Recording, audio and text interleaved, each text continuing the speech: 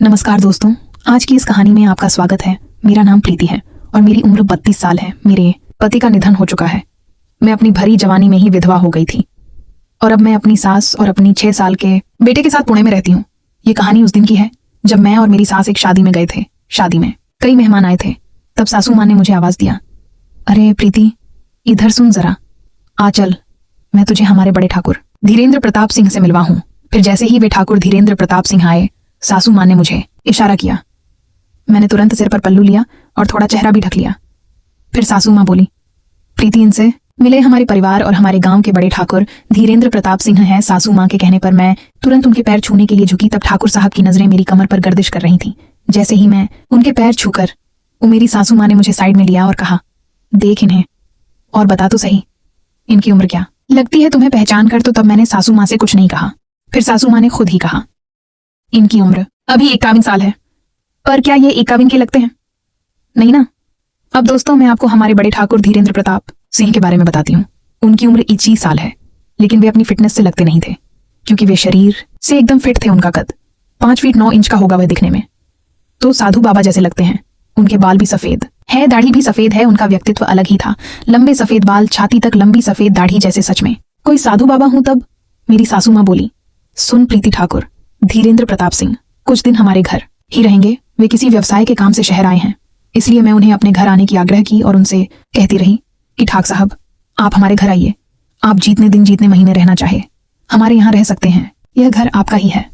वैसे भी घर में हम बस 3 ही लोग हैं। बहुत आग्रह करने के बाद वह माने हैं। इसके बाद सासू माँ ने ठाकुर साहब को हमारे घर लेकर आई। आते ही ठाकुर साहब ने मेरी सासू माँ के सामने ही कहा, प्रीति, तुम्हें कोई आपत्ति या परेशानी तो नहीं है ना? मुझे यहाँ आने से मैं करीब 3 महीने यहाँ रहूंगा। इस पर मैं तुरंत ठाकुर साहब से बोली, आप कैसी बातें कर रहे हैं? इसमें कैसी आपत्ति होगी, बल्कि आपको हमारे यहाँ आने से हमें खुशी ही होगी। तब मैंने अपनी साड़ी का पल्लू सिर पर लिया हुआ था, लेकिन मैंने देखा कि ठाकुर धीरेन्द्र प्रताप सिंह मुझसे बात करते समय मेरी ओर तक देख रहे थे और उनकी नजर मेरी पतली कमर पर गर्दिश कर रही थी। हम थोड़ी देर बात करते रहे। फिर किसी पड़ोसी ने मुझे पुकारा और मैं बाहर चली गई। एक दिन जब मैं अपनी बेटे को लेकर स्कूल से घर आई तो मैं देखी कि ठाकुर साहब मेरे सामने ही बैठे हुए हैं। तब हमने एक दूसरे की ओर देखा। फिर सासू माँ ने मुझे इशारा किया और मैंने फिर से साड़ी कप सिर पर ले लिया। फिर थोड़ी बातचीत करके मैं चाय बनाने के लिए रसोई में चली गई। तभी सासू माँ अंदर आई और बोली, प्रीति, तू हमेशा साड़ी का पल्लू सिर पर लेकर ही ठाकुर साहब के सामने जाया कर। फिर इसी तरह कुछ दिन गुजर गए। ठाकुर साहब सुबह बाहर जाते और शाम को ही लौटते थे। मैं उन्हें चाय और नाश्ता देती और वे हमारे घर में एक अलग कमरे में रहते थे। एक रात ऐसा हुआ कि मुझे कुछ आवाज सुनाई दी, तो मैं रसोई में गई। वहां मैंने देखा कि ठाकुर साहब चाय बना रहे थे। तब मैंने उनसे कहा, अरे ठाकुर साहब, आप चाय क्यों बना रहे हैं? आप इतनी तकलीफ क्यों कर रहे हैं? आप मुझे कह दिया होता, मैं बना देती। तब ठाकुर साहब बोले, अरे प्रीति, इसके लिए तुम्हें क्यों तकलीफ दूं? मेरा काम तो रात देर तक चलता है। तब मैंने कहा, अरे इसमें तकलीफ कैसी ठाकुर साहब? और अगर सासू माँ ने आपको चाय बनाते देख लिया तो फिर मुझे ही डांटेगी। चलिए आप हटिए, मैं ही बना देती हूँ। उस वक्त मैं सिर पर पल्लू लेना भूल गई थी। चाय बनाते समय अचानक मेरी नजर ठाकुर साहब पर पड़ी। तब वे मुझे अपनी आंखें बड़ी करके निहार रहे थे और उनकी नजर मेरी पल्लू की जगह पर ही आकर अड़ी थी। और तब मेरा ध्यान मेरी पल्लू पर गया और फिर जल्दी से मैं सिर पर पल्लू ले लिया और उन्हें चाय बनाकर दी। उसके बाद से मैं ही उन्हें रोज रात चाय बनाकर देने लगी। कुछ दिन ऐसे ही बीत गए, लेकिन मैंने महसूस किया कि जब भी मैं ठाकुर साहब के पास जाती हूँ वे मुझे हमेशा गहरी नजरों से देखते रहते हैं। मैं जब सिर पर साड़ी का पल्लू रखती थी तो इतना रखती थी कि ठाकुर साहब को मेरा चेहरा भी नजर नहीं आता था, लेकिन उनकी नजर मुझे जरूर दिखाई देती थी। मैं साड़ी सामान्य ही पहनती थी, लेकिन वह थोड़ी पतली होती थी। दोस्तों, मैं अपने लुक के बारे में थोड़ा आपको बता दूं। मेरी ऊंचाई 5 फुट 5 इंच है। ऐसा समझिए कि मैं थोड़ी बहुत बॉलीवुड अभिनेत्री सनी लियोन जैसी दिखती हूँ। इसलिए उनके सामने मैं हमेशा संभाल कर सिर पर साड़ी का पल्लू लेकर ही जाती थी। ऐसे ही कुछ दिन चलता रहा। फिर एक दिन मेरे बड़े देवर मेरे घर आए, क्योंकि मेरी सासू माँ 6 महीने मेरे पास और 6 महीने मेरे बड़े देवर के पास रहती थी, और अब सासू माँ को मेरे घर रहते हुए पूरे 6 महीने हो गए थे। इसलिए बड़े देवर जी आए थे।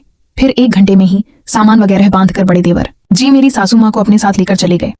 लेकिन मेरी सासू माँ जाने से पहले मुझसे एक कहीं सुन, प्रीति, ठाकुर साहब का अच्छे से ख्याल रखना। उन्हें किसी भी तरह की कोई परेशानी नहीं होनी चाहिए, और हाँ, उनके सामने हमेशा अपनी साड़ी का पल्लू सिर पर लेकर ही जाना, समझी? तब मैंने कहा, हाँ सासू माँ, उन्हें शिकायत का कोई मौका नहीं मिलेगा। आप बिल्कुल भी चिंता मत कीजिए। फिर सासू माँ चली गई।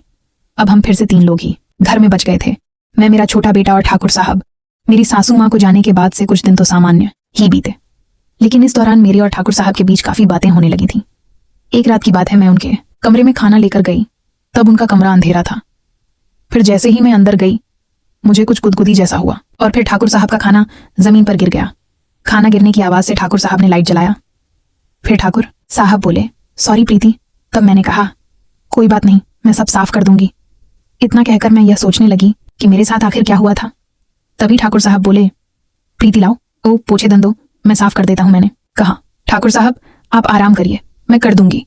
फिर मैं जमीन पर गिरे हुए खाने को साफ करने लगी। तब ठाकुर साहब बिस्तर पर बैठे हुए मेरी हरकतें देख रहे थे।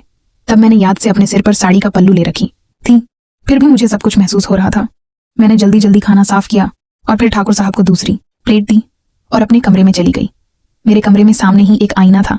तब मैंने सिर पर साड़ी का पल्लू लिया। तब मेरी साड़ी थोड़ी गले तक खुली थी, लेकिन आज वह कुछ ज्यादा ही थी। मुझे याद आया कि शाम को मैं अपने दोस्त के घर गई थी, तब यह पहनी थी। घर आकर मैंने साड़ी बदली, लेकिन पल्लू ठीक करना भूल गई थी और ऐसे ही ठाकुर साहब को खाना देने चली गई और यह सब हो गया। फिर अगली सुबह मैं उठी और नाश्ता बनाकर मैं ठाकुर साहब को देने उनके कमरे में गई।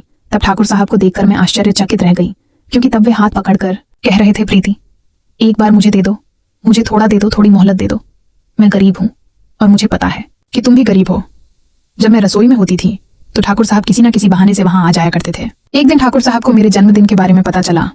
तब मैं अपने बेटे को स्कूल से लेकर अपने कमरे में गई और देखा कि बिस्तर पर एक बॉक्स रखा था जिस पर लिखा था, प्रीति को जन्मदिन की ढेरों बधाइयां। तब मैंने वह बॉक्स खोला तो उसमें बहुत सारी साड़ियां थीं। मैंने ध्यान से देखा तो सारी साड़ियां बहुत पतली थी। तब मुझे समझ में आ गया कि उन्हें मुझसे क्या उम्मीद थी। फिर जब शाम को ठाकुर साहब आए और अपने कमरे में गए, तब मैं भी चाय लेकर उनके कमरे में गई। तब ठाकुर साहब ने मुझसे कहा, हैप्पी बर्थडे प्रीति, गिफ्ट मिला क्या? तब मैंने कहा, शुक्रिया ठाकुर साहब, हाँ आपका गिफ्ट मिल गया। तब ठाकुर साहब ने कहा, तो कब पहनोगी फिर उसे? मैंने कहा, हाँ पहन लूंगी बाद में। और फिर मैं अपने काम में लग गई। मुझे समझ में आ गया था कि आज रात कुछ ना कुछ जरूर होने वाला है। उसी दिन मेरी एक दोस्त मेरे घर आई। उसका भी एक बेटा था, इसलिए वह मेरी बेटे को अपने घर ले गई। अब रात में हम दोनों ही थे, मैं और ठाकुर साहब। तब रात को मैंने सारे दरवाजे और खिड़कियां बंद कर दी थीं। लगभग 9:30 बजे का समय था। जब मैंने आईने में खुद को देखी तो खुद को देखकर मुझे थोड़ी शर्म महसूस हुई। फिर मैं खाने की थाली लगाई और ठाकुर साहब के कमरे की ओर चल पड़ी।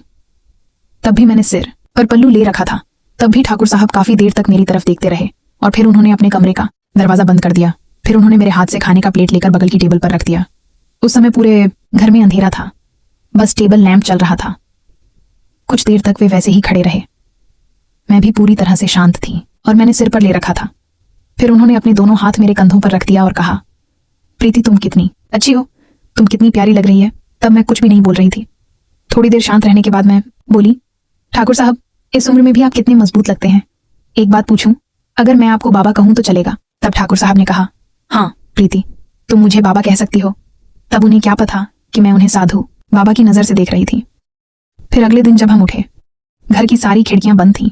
मैंने ठाकुर साहब को नाश्ता दिया और कहा, स्नान का पानी तैयार है। तब ठाकुर साहब मुझे देख रहे थे और मैं कमरे में चली गई। अगला 3 महीना ऐसे ही बीत गया। फिर मेरी सासू माँ वापस आ गई और ठाकुर साहब के जाने का समय आ गया।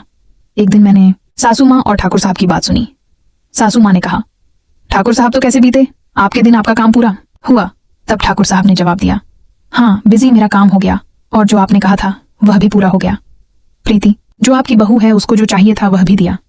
यह सब सुनकर मैं चौंक गई, क्योंकि इसका मतलब मेरी सासू माँ और ठाकुर साहब का पहले से ही कोई प्लान बनाया था। हाँ लेकिन एक बात है, सासू माँ ने कभी भी मुझे यह बात बाद में नहीं बताई कि यह उनका प्लान था। लेकिन हाँ, जब भी ठाकुर साहब आते थे हम दोनों के बीच हमेशा खुशी का माहौल रहता था और सासू माँ जानबूझकर बड़े भाई के घर चली गई थी।